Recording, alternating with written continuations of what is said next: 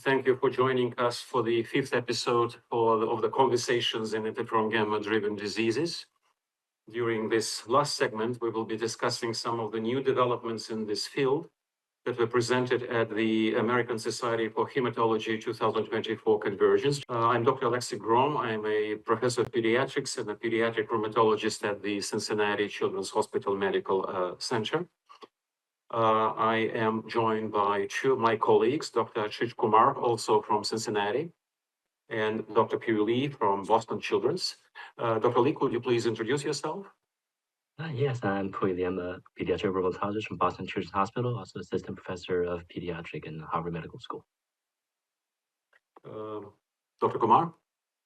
I am Ashish Kumar. I'm a pediatric hematologist, oncologist, bone marrow transplanter at Cincinnati Children's Hospital and professor of pediatrics at the University of Cincinnati. Thank you. These are our educational objectives for the discussion today. We hope that after completion of this session, you should be able better to identify and differentiate the clinical presentations of various interferon gamma-driven diseases, including primary and secondary HLH, develop strategies for incorporating a rapid point-of-care laboratory testing to expedite the diagnosis and treatment of HLH, analyze recent advances in therapeutic approaches in the management of interferon gamma-driven diseases, and integrate comprehensive care strategies in the management of this very challenging group of patients. As you probably know HLH is a hyperinflammatory syndrome driven by abnormal activation of T cells and macrophages associated with escalating production of cytokines, eventually leading to a cytokine storm. And over the last several years, interferon gamma has emerged as a pivotal cytokine in this cytokine storm as a potential therapeutic targets. Recent studies pointed to the diversity of potential triggers of both primary and secondary HLH, in addition to several inborn errors of immunity and infections. We also see HLH in association with immune abnormalities associated with malignancy, as well as transplantation, and more interestingly, now even pregnancy emerged as a potential risk factor for hemophagocytic syndromes. The condition is marked by significant morbidity and mortality, requiring early and precise diagnosis for timely intervention. The advances that were discussed at the ASH Convergence 2024 included some diagnostic innovations, some therapeutic advancements, as well as the identification of additional special populations of patients at risk for this complication. So, Dr. Lee, I will start with you. So what caught your attention at this meeting? So there are many advances that we see in the diagnostic aspect of HLH. And of course, as a rheumatologist, I'm interested in secondary HLH as well, which we also call macrophage activation syndrome. So one of the very interesting abstracts is on EBV-associated HLH.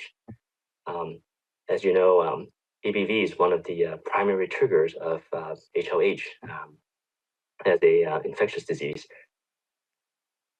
And there's still a lot that we don't know about how this virus is so adept at triggering this hyperinflammatory response. And this happens both in healthy individuals as well as in individuals that have specific variants that make them more prone to this condition. So this is a study from Guangzhou, China, and what they did is a single-cell RNA-seq analysis of patients with EBV-associated HLH. So this is a really nice application of single-cell technology, where you can actually look at the gene expression of every single cell type in the peripheral blood in this study. And you can both see the gene expression program of these different cell types, and also see what cells are actually infected with the virus, which is a tremendous advantage compared to some of the previous studies as you may know, that staining for EBV is not simple, and to find what cells are actually infected it could be quite challenging sometimes. In this study, they looked at patients with EBV and HLH. A single cell study involved, I think, 16 total patients, half of whom have EBV associated HLH. And they look at different cell types and look at the transcriptomics of these cell types. And they found that, surprisingly, there are many cell types that are infected with EBV in these patients, including a small population of stem cells. And they looked at the profile of the immune cells, and in T cells, they found that these T cells have what they call exhaustion phenotype, meaning that these cells are spent and they're not so good at functioning as activated immune cells to help control infections. Along the way, they also see myeloid cells that have evidence of suppression. So this provides more evidence that in the context of EBV infection, there is an element of immune suppression where the body has an inability to get rid of the virus, which then perpetuates this infectious process.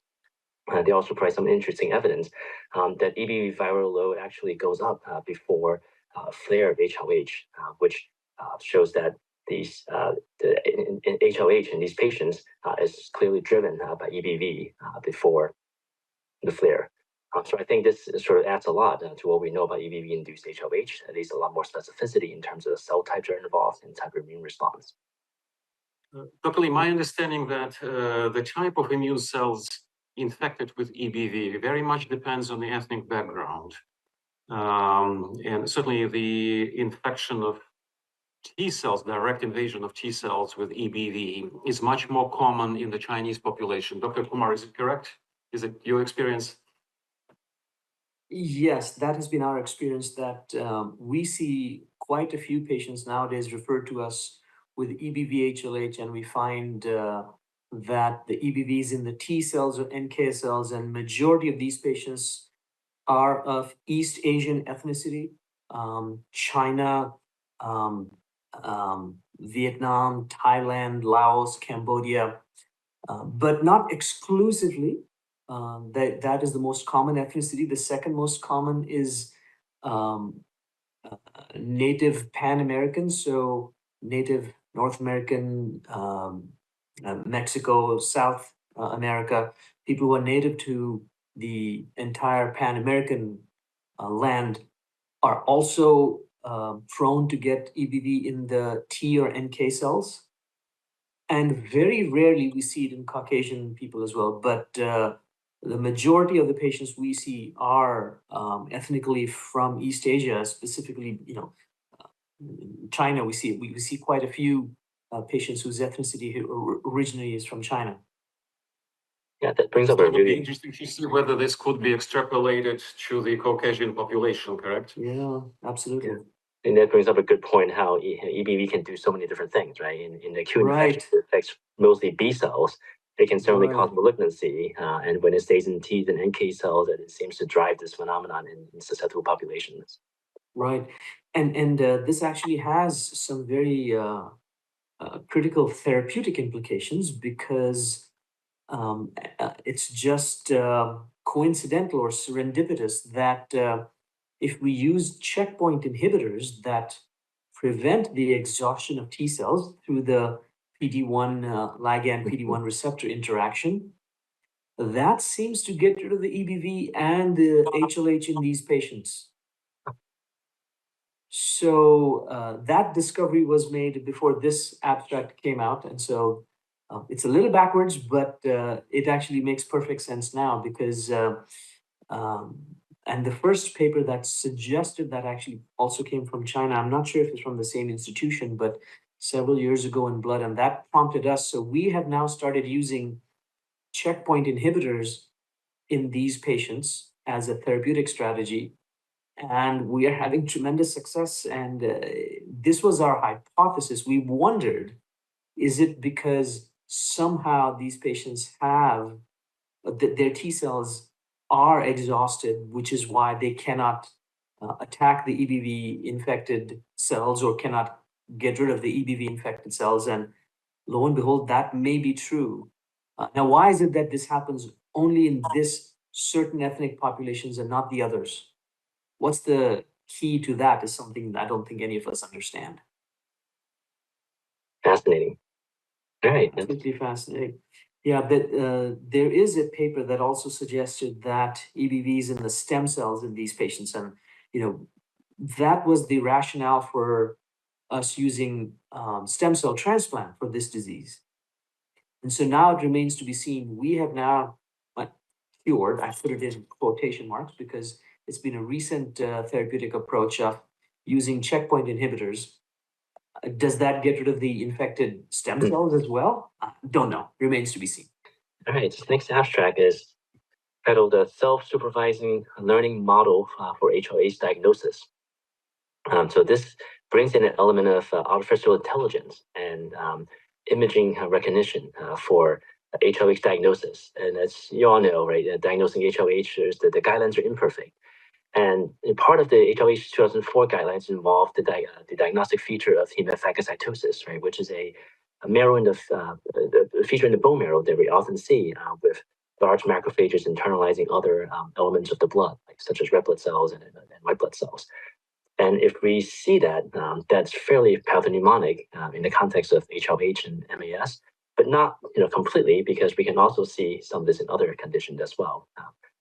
And there's also sometimes difficulty about spotting these cells in the marrow, right? Because it's such a large field, and to find a few of these cells may not be easy. And the location of the biopsy and the quality of the specimen are also very important. So in this abstract, the authors use this approach for machine learning and looking at bone marrow biopsy slides from patient HLH, I think 20 some patients with HLH, and a whole host of other conditions that involves bone marrow abnormalities, including those with malignancy and those that are relatively normal for staging of various malignancy, looking for remission and things like that. And so they use this machine learning to look at features that are common or different across the different diagnoses. And they were able to find 45 different tiles, which are sort of characteristics that are different among them. One of these tile was higher in the HLH group, and 7 of those are lower in the HLH group as sort of a diagnostic feature relative to the other comparator groups. And the one group, the one tile that is enriched in the HLH group are these elements that will look like hemophagocytosis. So macrophages with internalized erythrocytes. So makes sense. And this seems to work very well when they use area under the curve analysis to see how well does this method distinguish HLH biopsy compared to those of other diagnoses. And we're looking at area under the curve of upwards of like 98% for some of these comparisons, and at least 90%. So it seems like a very interesting advance that perhaps can help automate things and make it takes out at least some of the subjectivity in making a diagnosis of HLH. What do you guys think about this? Well, in my clinical practice, I looked at lots of bone marrow biopsies from both primary and secondary HLH. And another striking feature that is very consistent between those biopsies is a massive expansion of activated CD8 positive T cells. And it makes perfect sense. We believe that HLH is a T cell driven phenomenon. I'm very surprised that this particular approach did not pick up this feature as a diagnostic way to distinguish HLH. I'm very puzzled with that.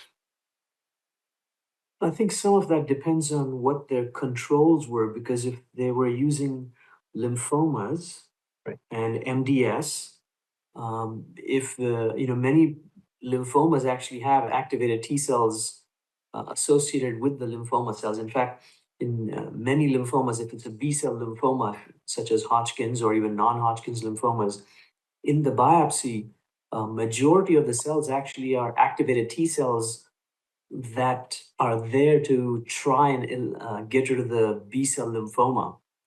I'm using Hodgkin's lymphoma as an example, but this is true for many other ones. So perhaps expansion of activated T cells is a feature that may be common to lymphomas and HLH. And that's why perhaps it did not distinguish. But that's one possibility. There could be other ones. Of course, what intrigues me is the fact that there may be morphologic features that the machine can pick out that the human eye has not recognized yet. And I know the tiles that we're showing here, and I don't have the detailed description, so I'm guessing that they're focusing mostly on activated macrophages with phagocytized cells, which is a feature of the syndrome of HLH. Unfortunately, it is also a feature which they do not include here, is every patient with the infectious mononucleosis will have activated macrophages showing hemophagocytosis. Now, we don't normally do bone marrow biopsies in such patients, but I have seen a few in my career because that is what was suspected. Then we eventually found out, no, it was just a case of mono, but you see florid hemophagocytosis in that situation. And so many of these patients will fulfill the other diagnostic criteria, features, whatever you say, the HLH 2004 or the H score. And all they tell you is that the patient has the clinical descriptive manifestation of HLH. It doesn't tell you what's driving the HLH. And that is where I will put this. This is another tool to make the clinical description fulfill the description of HLH. I don't want to take too much of a segue, but I think in our field, this is the most critical step. We need to look beyond the description of HLH, because that is what is key to decide what do we do next. The challenge is that if all you do is it tells you, yes, this patient has HLH, well, yes, I'm not saying that that is not a novel way of doing that, but what we need are tools to tell us, what do we do next? So while this may be very informative, we need to recognize that that's how far it goes. It helps us perhaps in a less human error prone way of getting to the description of HLH. Yeah, I think probably provides more sort of uniform assessment of these biopsy, and it reduces sort of inter-rater dependency and those type of Right. And again, they use MDS and lymphoma as the negative controls. We see there are many other conditions many lymphomas and many other diseases we see in children, quite a few, that have a histiocytic hyperplasia associated with them. And whenever that happens, you will see florid hemophagocytosis. And I used mononucleosis as one example, but there are many other conditions that can do the same thing. And those would then probably, I don't know, I'm guessing that those might fulfill the definition of HLH according to this AI tool. Because with all these algorithms or AI tools, they're only as good as the data that we feed it, right? Yes. All right, so another method to look at HLH, right? So this abstract looks at utility of PET scan, PET-CT imaging in patients with malignancy associated HLH from a study from Dr. Prakash and colleagues from MD Anderson. So, PET-CT, we often use it as an imaging modality to look for malignancy, right? Looking for cells and tissue that have lots of metabolic activity based on this tracer dye uptake. And so that's sort of a well-known approach to look for malignancy or a recurrence malignancy that may be hiding somewhere and be able to spot that. There are some studies for HLH that have shown that there are features that you can see in PET-CT, including hepatosplenomegaly, a lot of activity in the spleen and liver along those ways, and diffuse activation in the lymph nodes. None of these, of course, are a specific feature of HLH. So this study looks at malignancy associated HLH, which is again another key trigger of HLH, particularly in adults. Many types of malignancy can be associated with HLH, and when we see HLH in the context of malignancy, the mortality is often quite high, and they're often difficult to treat, even with a lot of the available immunosuppressive agents that we have available. So this study looks at a group of patients with malignancy associated HLH, looking at a window where they've gotten PET scan around the time of the malignancy-associated HLH diagnosis and see if findings on PET scan, what they call positive finding, meaning then they find areas of uptake, is correlated with either laboratory findings or outcome of HLH in these patients. So sort of intriguing idea to see if you can have sort of a non-invasive way, right, of looking at HLH activity in this dangerous condition. And so most of the findings were actually negative, unfortunately. But this is really important, though, right, to understand the limitation of some of these approaches. And what they find is that they do see a significant portion of patients that have uptake, what they call positive HLH. And when they compare those patients with the signal compared to the patient without the signal, they actually did not see many differences in the biomarkers, including ferritin levels and a number of cytokines that they have in the cytokine panel. And more importantly, this positive uptake in PET-CT did not really show differences in terms of survival in these patients. So an interesting idea to bring in a imaging dimension to diagnose HLH in the population that were malignancy associated complications. But there's clearly limitations of this technique also, and it doesn't seem like there's tremendous advantage, I guess, over some of the biomarkers we have available at the moment, but perhaps it can be used as complement to some of these approaches. Yeah. You're thinking as well. Yeah. Dr. Graham, what do you think? Yes, I was going to say that, we pediatric rheumatologists often deal with patients with systemic juvenile idiopathic arthritis, a condition where we often see secondary HLH or macrophage activation syndrome. And when we start with this initial diagnostic workup, usually malignancy is somewhere on the top of the differential diagnosis. And more and more physicians actually perform a PET-CT scan with the goal to rule out malignancy and confirm the diagnosis of systemic JIA. And I can tell you that all those studies have been very disappointing. The spatial distribution of the uptake really does not distinguish between even systemic juvenile idiopathic arthritis and malignancy. I think, although we still do it, in general, in clinical practice, I don't find it very helpful, even in systemic JIA, which is much less inflammatory syndrome than HLH.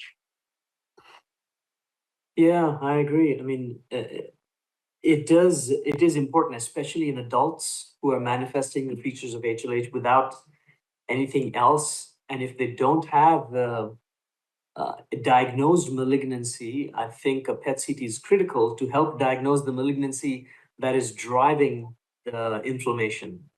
We often find that physicians, they didn't consider malignancy as a possibility because in many clinicians' minds, HLH is a conclusive diagnosis in itself, whereas in reality, it is a manifestation of an underlying illness that is causing systemic inflammation. And MAS in the context of systemic onset JIA or adult onset Still's disease are the ones that you guys, rheumatologists, are most familiar with in the non-rheumatology world. In adults, particularly, we find that malignancies are one of the most common drivers of HLH, and a PET scan is absolutely critical in making sure that we have ruled out a malignancy, or if we do see FDG avid lesions, that we confirm what that malignancy is. And I think these authors tried to see beyond that, are there other ways in which the PET scan could be utilized to then help create prognostic markers or predict the outcome? And I don't think it did, because obviously those who did not have a malignancy, or even those who did, the PET signal, I don't think tells you what the outcome will be when it comes to the HLH part. So real quickly, we'll review some of the therapeutic advances in HLH abstracts that were presented at this year's ASH meeting. And this one is particularly interesting. It kind of dovetails into the conversation we were just having regarding malignancies and in adults. And so a couple of years ago, some of my colleagues, Doctors Jordan and Dr. Lorenz, Zoref Lorenz from Israel, they have extensively studied patients with malignancies, hematologic malignancies, who fulfilled or who had features of HLH, and they did a little more deep dive look into it, and they recognized that in addition to just fulfilling the HLH 2004 criteria, there were specific features that distinguished those patients whose inflammation was beyond what was expected in lymphoma, because this is the challenge that um, patients who have lymphoma will often fulfill the HLH 2004 criteria. Is that because they have HLH, or is that because the HLH 2004 criteria lack some specificity that they will be fulfilled by patients who have lymphomas? And so what they found is that within patients with the hematologic malignancies, beyond just fulfilling HLH 2004 criteria, there were certain markers that distinguished these patients who had inflammation beyond that was expected, the beyond expected in a hematologic malignancy such as lymphoma. And these patients' outcomes were poorer, and they labeled this group of markers as the optimized HLH index, or optimized hyperinflammatory index, called OHI. So this particular abstract from Dr. Davar et al. Again at MD Anderson, they said, the OHI has only been described in one group of patients. So they took their group of patients, majority of them with hematologic malignancies, and said, okay, these are the patients who, and they identified those patients who fulfilled the HLH 2004 criteria, and then they applied the OHI index, and then they also looked at patients who did not have HLH at all, so they just had heme malignancies, and compared the distribution of the markers, what we call the regular HLH markers, that is the HLH 2004 criteria, and then the OHI markers to see which ones correlated better. And they found that even in this limited population, at a totally separate population than what was the original description of the OHI index performed better in identifying those patients who had more inflammation and worse outcomes compared to the standard HLH markers. So this was a nice validation of the OHI in a fresh population altogether. And then they went one step further in a very small number of patients who had malignancy associated HLH. I think in 6 patients, they treated them with imapalimab, the monoclonal antibody that targets interferon gamma, which as in the introduction, Dr. Graham pointed out that in all forms of HLH, both primary and macrophage activation syndrome, interferon gamma seems to be the key player. And they treated a handful of patients with imapalimab, and they showed data that their inflammatory markers did go down. I don't think there's enough data for us to say here that imapalimab actually reversed the outcome, because the outcome data probably were not included. But at least that is one therapeutic approach that potentially may be helpful, at least reduce the inflammatory markers. And from that, one can extrapolate that if the inflammation came under control, perhaps the patient's outcome would be better as well. But for that, we do need the longitudinal outcome data that I don't think was not available. So sorry, I had to give a lot of background in order to explain what these guys were doing. So that was this abstract. Dr. Lee or Dr. Graham, comments or thoughts on that? I think it speaks to the central biology of interferon gamma in HLH as a syndrome, right? Not rather an individual entity that we've seen in hem-onc or rheumatology, but it seems like it's the central axis that this really emphasizes that point. That sort of this treatment blocking this axis seems to, at least from a biomarker standpoint, reverses some of the key features. Right. Looks to the HLH also. Yeah. Yeah. It also reinforces the idea how important to have a CXCL9 as a clinical test at your center. Completely agree. I couldn't agree more. Yes, because these are some of the things I know that the HLH 2004 and the H score use simplified markers that are universally available, but unfortunately, in this day and age, those are not sufficient because we have learned so much more about these entities. I think in order to truly manage HLH, real HLH properly, you really need CXCL9. Without that, we truly are flying blind in knowing, are we actually dealing with real HLH and are we actually controlling the disease? So yeah, okay. This was a pediatric study, the real HLH study, looking at the I wouldn't say that the impact, but the outcomes of patients who received imapalumab, HLH patients who went on to transplant, those who received imapalumab. Now, it started off with a larger group of patients, but by the time we get to how many patients got imapalumab, and of those, how many got to transplant, the numbers actually dwindled because they only had a total of 35 patients, of whom only 29 had primary HLH, and not all of them got imapalumab. And those who did get imapalumab, some got it actually even during their preparative conditioning regimen, and some got it even after the stem cells were given. But overall, the outcomes of this study show that the overall survival and the event-free survival, that is, challenges that they had after transplant, did not seem to differ too much compared to historical controls when it comes to adding imapalumab.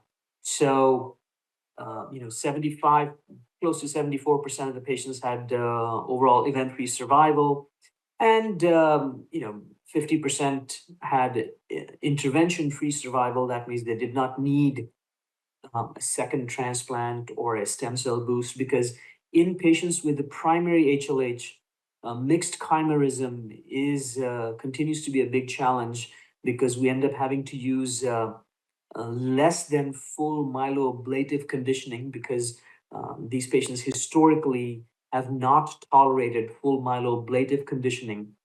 So in order to save their lives, we have used slightly less. There are a couple of different ways of doing the less than full myeloablative conditioning.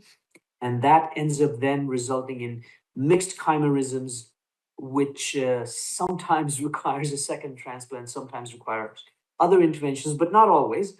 But the addition of imapalumab definitely did not make these numbers worse. And so that's what this poster showed. Dr. Leah, Dr. Gram, thoughts? Yes, I was expecting to see improvement compared to the historic controls. Yeah. It doesn't seem to be the case, correct? Not from these data, but I will also tell you that, some of the, and again, I don't have the details of the granular data of all the preparative regimens and how many doses of imapalumab they got, how many patients got imapalumab closer to transplant. Most of these patients, the inclusion criteria was that they had to have received at least one dose of imapalumab. So potentially some patients only got a single dose sometime during their transplant journey. So it's a little hard to tell. However, although not in this abstract, there is a recent paper in Blood from our center, from Drs. Jordan and Dr. Verkamp. Dr. Bethany Verkamp is the first author. And at least, and it's a little more uniform data set. And those patients, those who got imapalumab, tended to have fewer incidents of mixed chimerism after transplant compared to those that did not get imapalumab. So yes, this was a little surprising, but I think the numbers here, and because it's a mixed population, I'm not sure we can draw too many conclusions quite yet, that paper that just recently got published in Blood has a more uniform and a larger population, and there were enough numbers in there to signify that addition of imapalumab prior to transplant resulted in fewer mixed chimerisms post-transplant. I think I recall another paper from Franco Locatelli in Italy that was actually very supportive of the idea of using emapalumab around hematopoietic stem cell transplantation with a dramatic reduction in the exposure to some toxic drugs. So I think if you look at the literature, the data does support the use of emapalumab. Did these authors mention sort of improvement in some of the associated markers like CXL9 and No, I don't think so, because I don't think they had those data. Yeah. In all of these patients. Yeah. So that is one of the limitations, that it's a little bit of it's a small data set. They started off with a large number of patients, but by the time they get to how many got imapalumab, how many made it to transplant, the numbers are too small, and it's spread over a larger number of institutions. So it's a little bit of a heterogeneous data set. So it's hard to draw too many conclusions, other than the fact that it appears quite safe and feasible. Whether it is favorable outcomes, I think for that we will need the other publications that we've just mentioned. This is actually a literature search. These authors searched the literature for collecting all the reports of where HLH was reported in during pregnancy, and then what were the triggers. And so they found that infections were quite common, EBV, CMV, and then autoimmune diseases and malignancies. So these are all the same triggers that we regularly encounter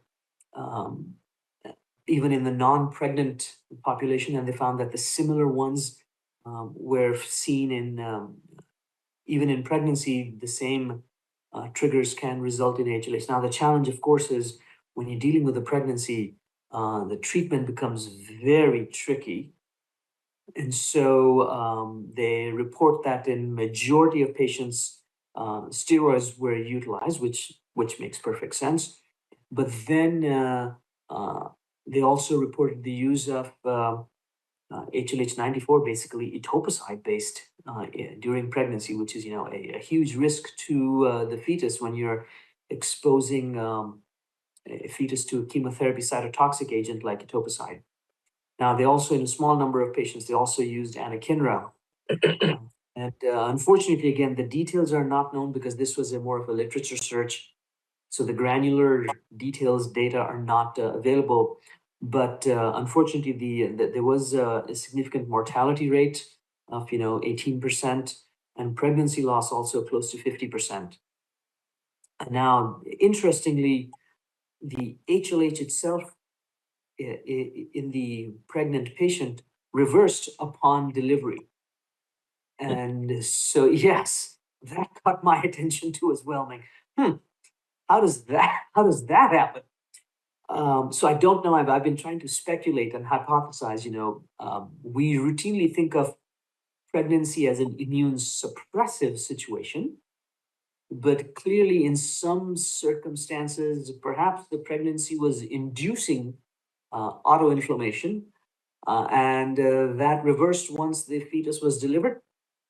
I have to admit some of my bias, because how did they define HLH in all these publications? And majority of them, they define it either by fulfilling the HLH 2004 criteria or the H score, and perhaps sometimes people just diagnose HLH based on the presence of hemophagocytosis on the bone marrow biopsy. Now, the fact that somebody would do a bone marrow biopsy in a pregnant individual, that would make me think that there must have been something seriously wrong clinically. So one can extrapolate that. But interesting description, particularly the one that the HLH reversed upon delivery. I found that fascinating. The other thing I noted is that you're absolutely right. In most of these patients, they did observe traditional triggers like infection, autoimmune diseases, or malignancies. But my understanding that about 40% of these patients actually did not have any triggers, despite a very, very rigorous search for the triggers, suggesting that maybe immune dysregulation associated with the pregnancy itself is a sort of additional risk factor for HLH. To me, it's interesting from a very different perspective. Again, going back to macrophage activation syndrome that we see in patients with systemic juvenile idiopathic arthritis. If you think about the underlying disease, the male to female ratio is 50-50. So that's one of those rheumatic conditions where really gender doesn't matter. But when you look at the patients with macrophage activation syndrome, we certainly see some female predominance. Yeah. I would say 60-40, maybe even a little bit high in some populations. Again, suggesting that although for the underlying disease, the gender probably doesn't matter, but for the secondary HLH as a complication of this disease, it seems to be that it does. So I'm wondering whether some of the findings in this particular study could be relevant to what we see in patients with macrophage activation syndrome, the hormonal background that somehow tilts the overall balance towards this hyperinflammation. I also sort of wonder whether some of the pregnancy complications, I mean, a lot of them are the immunologic basis, a lot of those are not really well known. Exactly. Like HELP syndrome, for example, right? We think about liver involvement, coagulopathy, low platelet. Exactly. You know, that looks a bit like cytokine storm, you know, in our settings. It absolutely does. And that was my concern as well, that perhaps we are calling it HLH, but in reality, the true driver, I don't know, because we don't have, CXCL9s or IL-18 or anything like that. But, in those patients, and if we're talking about those patients in whom we did not identify a trigger, what was the cytokine? Was it CXCL9 or not? And if so, or was that actually an extension of some other underlying immune dysregulation, which is what I suspect underlies things like HELP syndrome, and it just bleeds into a little bit of the features of HLH. Again, we can speculate all we want, but I think there's a lot more that we don't know about the immunology of pregnancy. I'm also so curious about the fetal side of things, right? All these cytokine storm, what happens to the other side? Yes, yeah. I guess we already touched on pretty much all these points. I think the artificial intelligence-driven tools do show the promise, but I don't think we are there yet. I think that clearly I think the role of the biomarkers such as CXCL9, IL-18, and the soluble IL-2 receptors, it's indisputable. I think it's very important that all the centers have these biomarkers available as a clinical test. I think there is a bit of a problem of if we use different kits, whether the question is whether the numbers could be comparable between the different centers. I think there is a clear need for some kind of standardization of the kits that we use to measure those biomarkers. And clearly, if we do it properly, we certainly can come up with a sort of a very individualized approach to the treatment of hemophagocytic syndromes in general. I think we need to probably touch the idea of international registries, right? I think it remains very, very relevant, particularly for, as an example, the HLH associated with pregnancy. I'm sure it's exceptionally rare. There is no way we can approach this particular topic without international collaboration, without good quality international registries.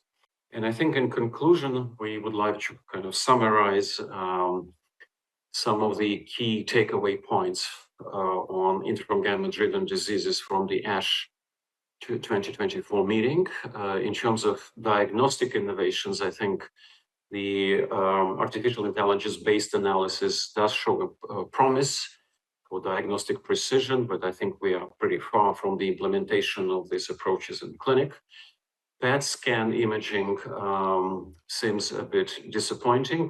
However, if you combine this with the optimized HLH inflammatory index, it could be used as a sort of a measure of HLH severity. In terms of therapeutic advances, I think emapalumab indeed shows a promise in refractory HLH as a bridge to hematopoietic stem cell transplantation. We did not discuss it much, but it looks like reduced intensity conditioning regimen is the way to go. I think it's accepted more and more by most of the centers around the world. And I think there were several posters at the meeting that certainly would support this, this idea. The HLH in pregnancy, again, I think it's very perplexing. And again, I think it's a phenomenon that needs to be studied. And it's certainly, to me, again, as a pediatrician, I think it may help understand the predominance of females with MAS in our patient population. In terms of future directions, I think we all agree there is a clear need for simple panels of these reliable diagnostic biomarkers that are available immediately at each center that deals with this patient population. So I think that's probably it. I would like to thank the audience for the interest in this particular topic, and thank you. Thanks, Dr. Graham. Thanks, Dr. Lee. Thank you, Dr. Brown.